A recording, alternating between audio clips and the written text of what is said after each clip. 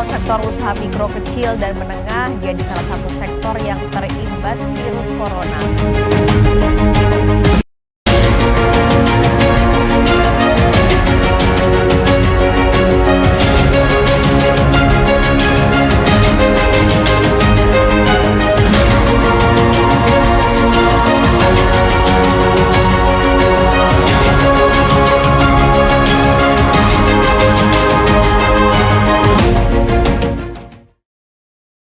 Perasaanku bercampur saat berjumpa kembali dengan keris pusaka itu. Senang alang kepalang. Akhirnya bisa kumiliki juga keris ini. Tapi di sisi lain, aku sedih mendengar alasan datangnya keris ini padaku.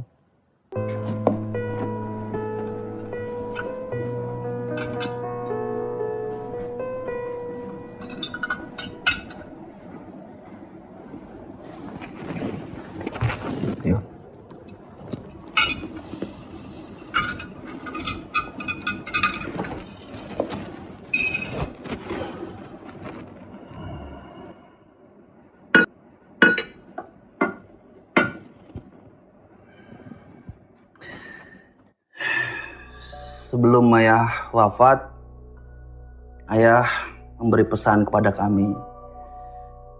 Kalau kami ada kesulitan, bawa saja keris itu ke Om Dastan.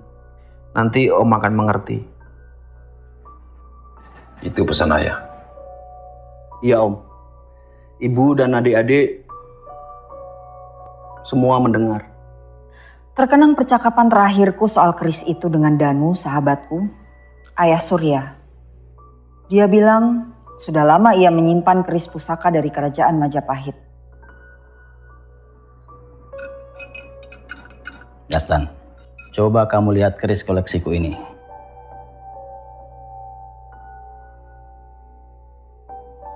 Coba lihat.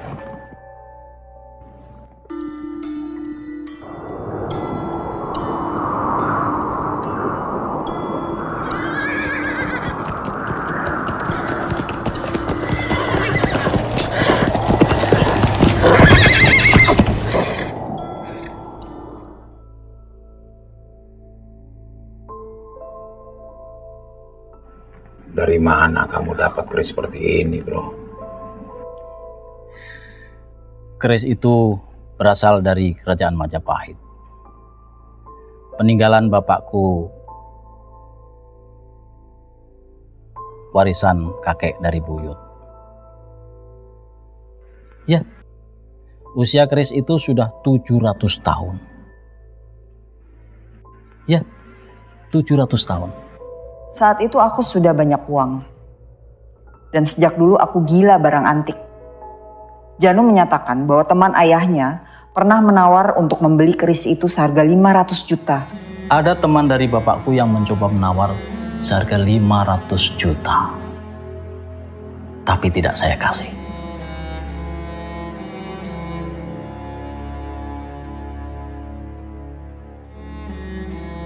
Baik, Janu. Keris ini aku beli dengan harga 1 miliar. 1 miliar? Iya. Dan ini mungkin penawaran tertinggi yang pernah kau dengar, kan? Ya, ini bukan harga bisnis. Tapi di dalamnya sudah aku tambahkan balas budiku denganmu. Ya. Dastan. Keris ini tidak dijual, bro. Tapi keris ini akan aku wariskan kepada anak sulungku, Surya. Tapi Dastan, keris itu punya kehendaknya sendiri. Dan kamu tahu, keris ini punya nyawa. Tapi aku yakin, kalau memang keris ini jodohmu, suatu saat dia pasti akan menjadi milikmu. Surya mengamatiku yang sedang memegang keris itu sambil merenung.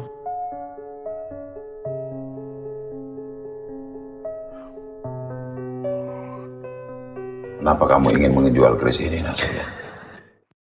Bisnis kecil-kecilan saya bangkrut, Om. pegawai sebagian sudah saya PHK. Rumah untuk pabrik roti juga sudah saya jual. Ya, virus corona ini banyak membuat UKM mati, Om. Puluhan ribu usaha kecil dan menengah di Indonesia banyak yang bangkrut. Pengaruh virus ini sangat dahsyat. Tapi saya harus bangkit lagi, Om. Saya harus bangkit lagi. Di ruang tamu itu ada aku, Surya, dan anakku Danu. Usia Danu dan Surya sebaya. Mereka juga saling mengenal tapi tidak akrab. Persahabatanku dengan Janu rupanya tidak menurun pada anak-anak kami. Mas Surya, coba bangkitkan ingatan Om lagi, coba. Kalau nggak salah, kamu itu kan kerja di perusahaan asing, ya kan? Loh, kok tahu-taunya kamu bisa usaha roti itu gimana tuh? Ya, Om mungkin lupa. 6 bulan sebelum ayah wafat, waktu itu Om menjenguk ayah. Kita ngobrol di beranda. Waktu itu saya tanya sama Om, kok Om dulu miskin, sekarang kaya raya? Sebaliknya, ayah yang orang tuanya kaya raya menjadi biasa saja.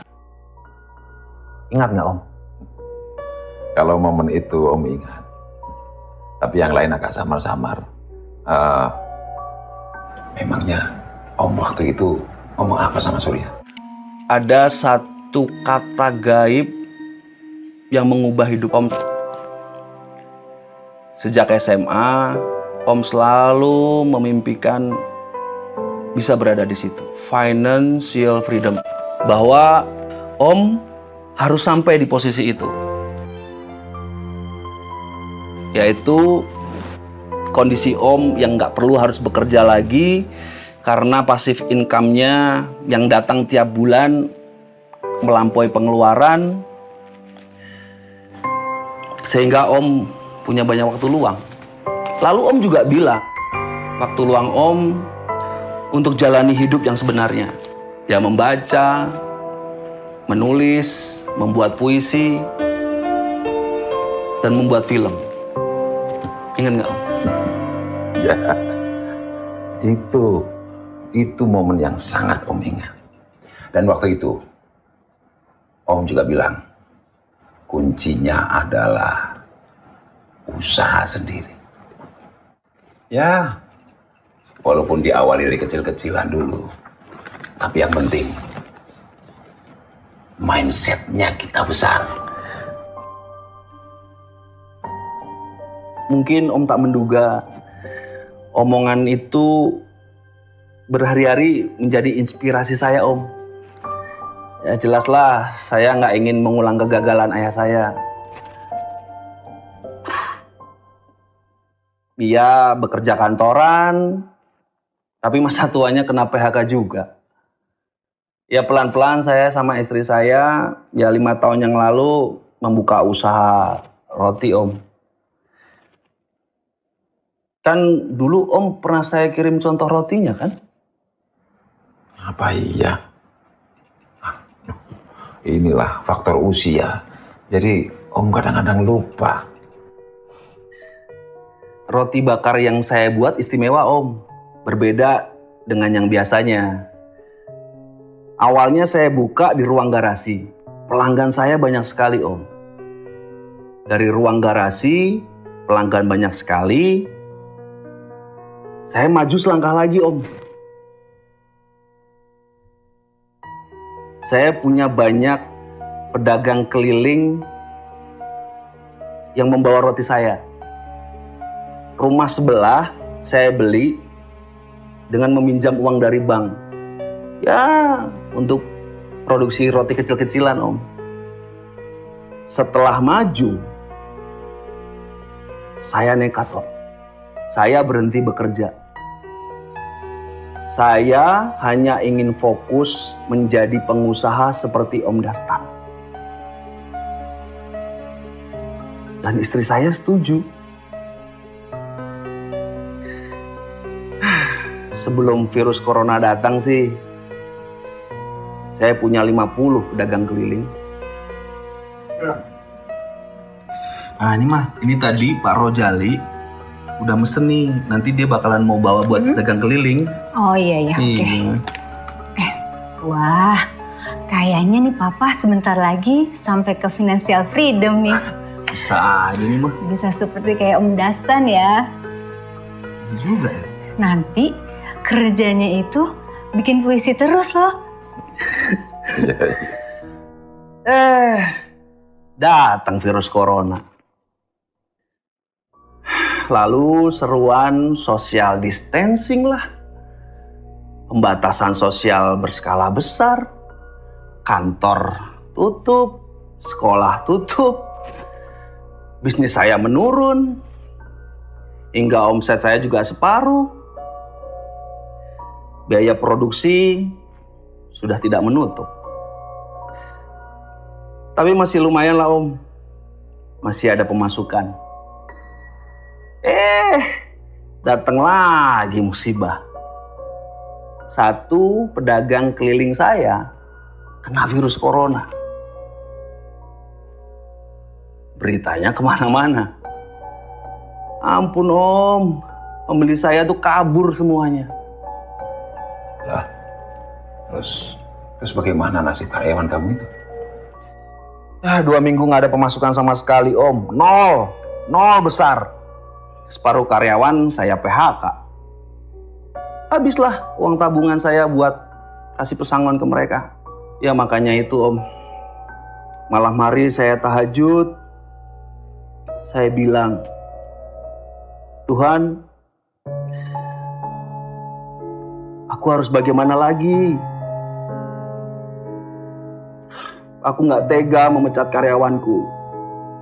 Mereka setia.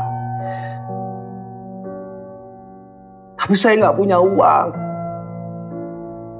Lalu sekolah anak aku yang belum aku bayar. Ibu dan 3 adikku masih jadi tanggunganku.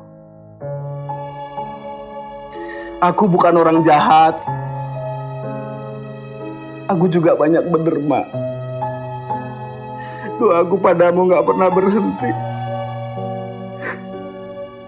Dan mengapa ini terjadi padaku? Dalam tahajud saya menangis.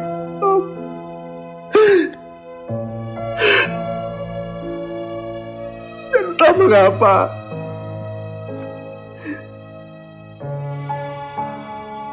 muncul bayangan keris pusaka warisan ayah untuk saya.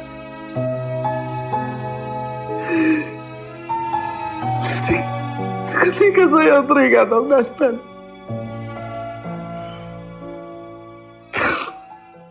Danu anakku, seusia dengan Surya, sekitar 28 tahun. Danu tamatan sekolah bisnis, dan ia juga banyak membaca soal usaha kecil dan menengah. Danu, coba kamu briefing kita coba. Baik Ayah. Bro Surya, saya ikut berempati dengan pengalaman kamu, bro. Memang efek dari virus corona ini jauh lebih buruk ketimbang krisis waktu tahun 98.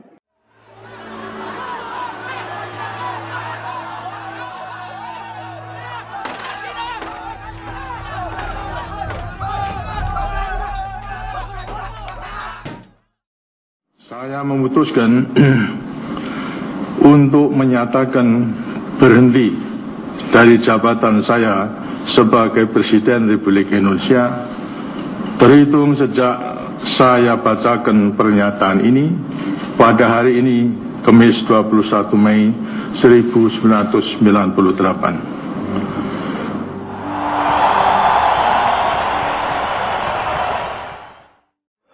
Di tahun 98 justru usaha kecil menengah cukup membantu, malah jadi penyelamat. Nah, tahun 98 orang berhemat dan menurunkan gaya hidup. Mulai dari makanan sampai fashion. Yang tertampung di bisnis ekonomi kecil menengah justru lebih banyak. Ini usaha kecil menengah paling terkena dampak karena virus merusak dari hulu sampai ke hilir. Jalur bahan mentah terganggu, produksi, distribusi, sampai permodalan pun terganggu. Penghasilan menurun, bro. Daya tahan usaha kecil menengah ini tentu tak setangguh perusahaan besar. Ya, sekarang aja ada sekitar 37.000 usaha kecil menengah terdampak. Nah, Bro Surya satu-satunya. Bayangkan saja, ada 116 juta orang yang bekerja di sektor kecil menengah. Bagaimana buruknya kondisi ekonomi kita saat ini? Pertumbuhan ekonomi tahun ini mungkin minus seminus-minusnya. UKM bangkrut, rame-rame pula. Tapi ya nggak semua usaha kecil menengah mati, bro. Ada juga usaha yang berhubungan dengan bisnis online, jasa kesehatan justru lebih hidup. Ya itulah hasil tahajud saya, Om. Kris Pusaka ini mungkin menjadi penolong, Om.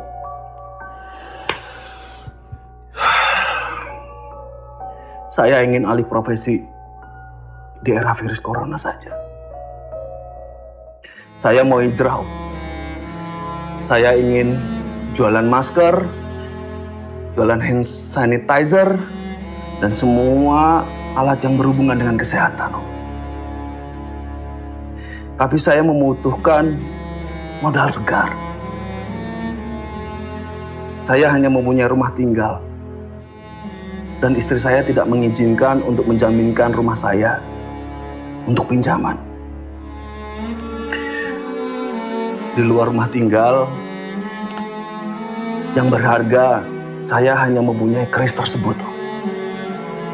Keris pusaka itu.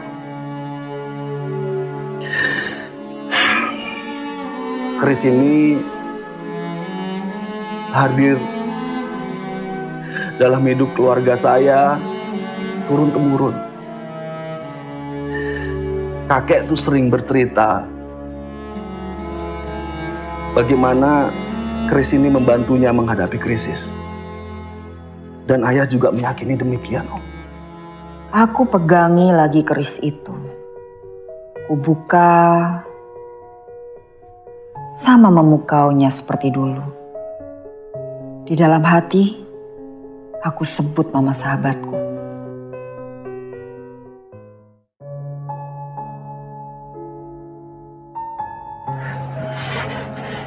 Keris ini masih memukau seperti dulu. Janu, hidup tak diduga. Dulu mati-matian aku ingin membeli keris ini. Tapi tak kau beri. Terbayang, persahabatanku dengan Janu, ia adalah sahabatku yang teruji. Kami banyak melewati pasang surut hidup bersama. Waktu SMA, aku sangat miskin. Dan dia anak orang kaya. Janu sering menolongku. Membelikanku makanan, buku, baju. Ia senang karena aku, katanya, sangat pintar. Juara sekolah, banyak baca, dan kadang-kadang bersedia mengerjakan PR sekolahnya. Di usia 40-an, situasi berbalik. Karena bisnisku, aku mendapat rezeki banyak sekali dari Tuhan. Janu jatuh miskin. Tapi Janu tidak pernah meminta bantuanku. Dan tak pernah mau juga aku bantu. Aku teringat di masa SMA. Ayah Janu punya mobil banyak sekali. Janu sering menyetir mobil sendiri ke sekolah. Sementara aku hanya naik bis kota. Tidak punya mobil, tidak punya motor. Dan di sore itu, akulah yang mengajaknya. Ayolah Janu, ajari aku mengemudikan mobil ini. Dan tidak tanggung-tanggung. Aku langsung menyetir ke jalan raya. Janu duduk di sebelahku. Dan ketika belok ke satu jalan, mobil itu menabrak sepeda motor. Dan pengendara luka parah. Orang-orang berkerumun dan polisi datang. Aku gugup sekali. Secepat kilat Janu meminta pindah posisi duduk. Janu di belakang setir dan aku di sampingnya. Dan betapa terkejut aku. Janulah yang mengaku dirinya menyetir dan menabrak. Janulah yang membawa pengendara motor itu ke rumah sakit, membayar pengobatan dan mengganti kerusakan motornya. Tak lupa, Pak Polisi ia berikan tips besar karena telah membantu menghadapi masa. Aku tidak akan pernah bisa melupakan kejadian itu. Mungkin hingga akhir hayatku. Aku bertanya padanya, "Janu, kenapa kau lakukan itu?" Ia hanya menjawab, "Bro, kalau polisi tahu kau yang menyetir, kau tidak punya SIM. Aku tidak ingin dirimu masuk penjara." Berhari-hari aku terganggu oleh kejadian itu. Aku sangat berhutang budi pada Janu. Pernah aku tanya, bagaimana caraku membalas hutang budiku ini? Dengan santai ia menjawab, "Persahabatan kita ini jangka panjang, bro. Akan ada waktu, dirimulah yang menolong di saat aku sedang butuh." Lama aku terdiam. Barangkali inilah saatnya. Bukan Janu yang sangat membutuhkan, tetapi anak sulungnya. Dan itu sama saja. Berapa dan yang dibutuhkan oleh Nak Surya untuk usaha baru nih? Seharga keris pusaka itu saja, Om. Pesan ayah, Om Dastan orang bijak. Ia akan mengerti.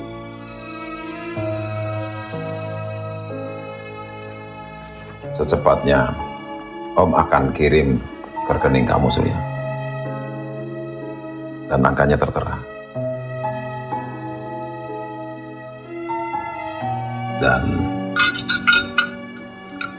untuk keris ini bawa pulang saja. Ini milik kamu, Surya. Ya, dana itu hitung-hitung untuk membantu usaha kamu ketika krisis. Om juga pernah dibantu oleh ayah kamu. Bawa.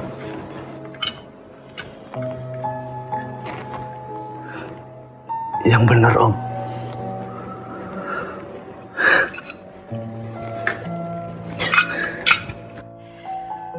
Kini aku percaya, keris pusaka itu memang punya kehendak yang menggerakkan hatiku. Dulu aku begitu menginginkannya. Dan sekarang, keris itu sudah ada di tangan.